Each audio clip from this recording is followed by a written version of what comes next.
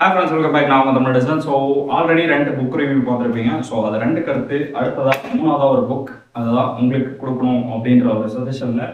So மனப்போக்கு தான் எல்லாமே. தமிழில் கேட்கும்போது கொஞ்சம் வித்தியாசமாக இருந்தாலும் இங்கிலீஷில் ஆட்டிடியூட் இஸ் எவ்ரிதிங் அப்படின்றது தான் இந்த புக்கோட நேம். ஸோ இது யாருக்கு தேவைப்படும் அப்படின்றத டேரெக்டாக ஒரு ஷார்ட்டாக உங்களுக்கு ரிவ்யூ சொல்லிடுறேன்.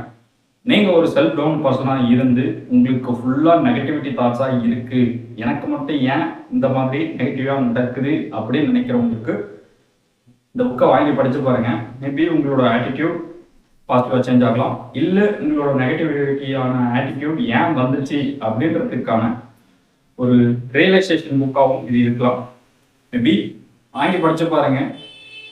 நெக்ஸ்ட்டு நீங்கள் பாசிட்டிவாக ஃபீல் பண்ணுறீங்களா, இல்லை உங்களோட நெகட்டிவிட்டிக்கான ரீசனை கண்டுபிடிச்சிங்களா அப்படின்றத மட்டும் படித்து முடிச்சதுக்கப்புறமா வந்து கமெண்ட் பண்ணிட்டு போங்க.